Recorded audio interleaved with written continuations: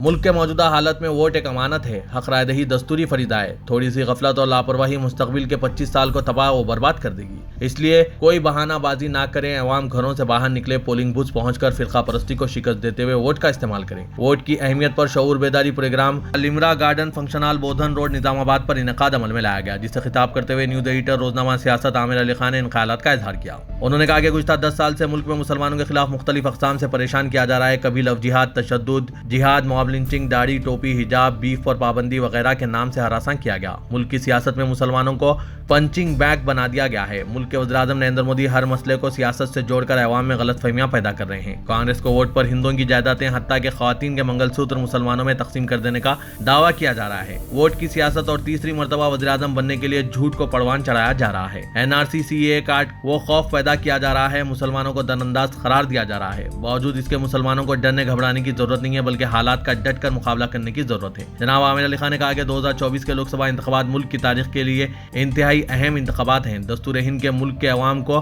ہر 5 سال میں حکمرانوں کا انتخاب کرنے کا موقع فراہم کیا ہے۔ ملک میں جملہ 7 مرحلوں میں انتخابات منعقد ہو رہے ہیں۔ 2 مرحلوں کی رائے دہی کے بعد BJP اور وزیر اعظم بوکھلاہٹ کا شکار ہو گئے۔ 7 مئی کو تیسرے اور 4 مرحلے کی 13 مئی کو تلنگانہ میں رائے دہی ہونے والی ہے۔ ان انتخابات میں مسلمان متحدہ طور پر ووٹ دیتے ہوئے سیکولر جماعت کو کامیاب بنائیں اور فرقہ پرستوں کو شکست دیں۔ ایک شعر کا یہ ہے کہ انجام اس کے ہاتھ ہے، آغاز کر کے دیکھ۔ انجام اس کے ہاتھ ہے، آغاز کر کے دیکھ، بھیگے ہوئے پروں ہی سے پرواز کر کے دیکھ۔ کیا آپ لوگ واپس چلے جائیں گے یا یہیں کریں گے؟ تو اکثر کا بولنا یہ ہے کہ وہ اتر پردیش کی طرف جانا نہیں چاہتا، اس لیے کہ یقیناً 10 سال سے داڑھی، ٹوپی، کپڑے، کھانا پر ہر قسم سے کہیں موب لنچنگ ہو رہی ہے، کہیں دلت کی بیٹی کو مار دیا جا رہا ہے۔ ایسے حالات پیدا ہوئے ہیں ہندوستان میں جو کبھی نہیں ہوئے، لیکن بہرحال الیکشن کا موقع ہے۔ ہم سب کو الیکشن کے بعد بھی جو الیکشن ہو، عیسائی ہو، ان کو یہی کہنا ہے۔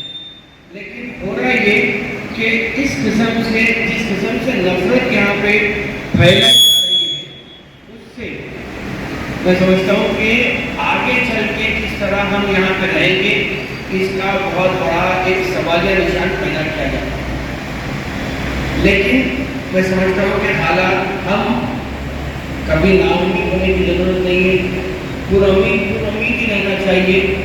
اور جہاں تک CAA NRC کی بات ہے، عثمانیہ سلطنت کا وجود ختم ہوئے جب کرسچینٹی رومن امپائر اسپین میں آ گیا تو وہاں یہ کہا گیا کہ بھائی آپ لوگ یہاں پہ رہ سکتے، کوئی خطرے کی بات نہیں ہے۔ اس کے بعد کہا گیا، کچھ چند دنوں کے بعد یہ کہا گیا کہ آپ مالک مکان نہیں رہ سکتے، آپ یہاں پہ کرایہ دار بن کے رہ سکتے۔ پیسے والا اسپین چھوڑا، جرمنی، فرانس، اٹلی، یہ سب جگہوں پہ پیسے والا چلے گیا، غریب تو وہیں رہ گیا۔ اس کے بعد یہ کہا گیا کہ آپ مساجد میں نماز نہیں پڑھ سکتے، اپنے اپنے گھروں میں پڑھیں۔ پھر کہا گیا کچھ دنوں کے بعد کہ یہاں پہ رہنا ہے تو آپ کو کرسچن بننا ہوگا، مسلمان آپ نہیں رہ سکتے۔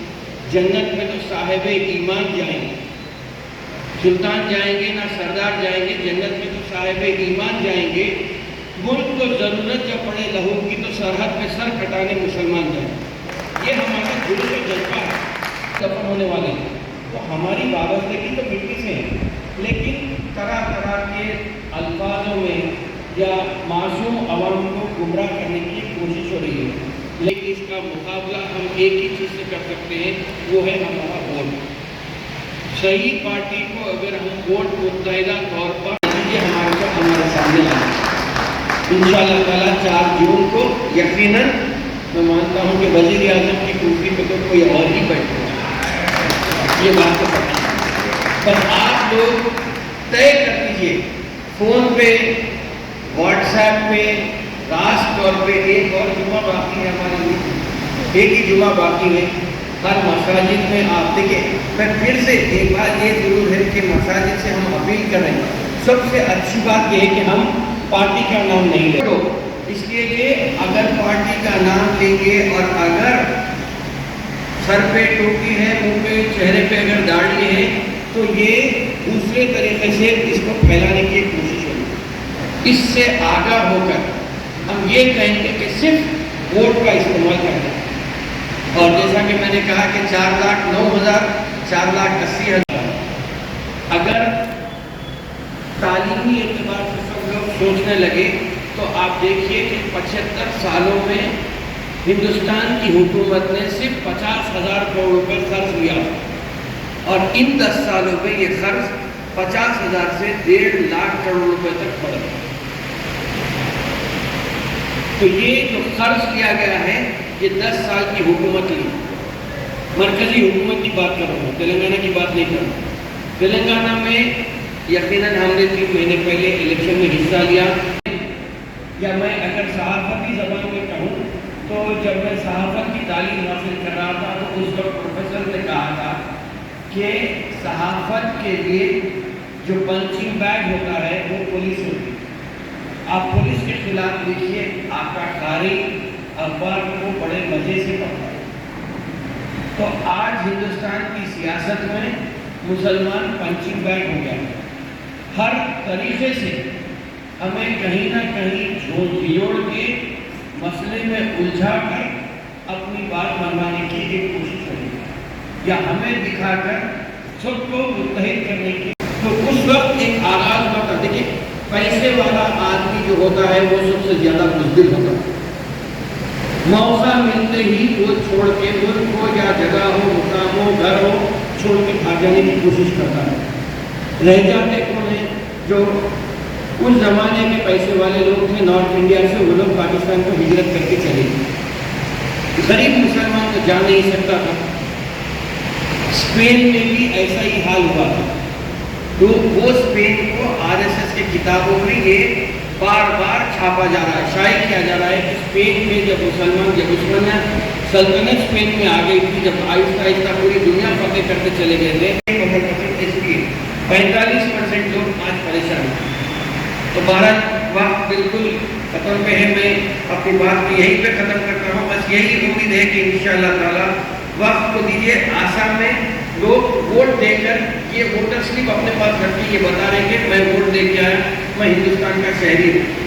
یہ بھی ایک مہم ہو رہی ہے، تو ہم یہ نہیں بتا سکتے کل CNRC میں کہ ہم ووٹ ڈالیں یہاں کے شہری۔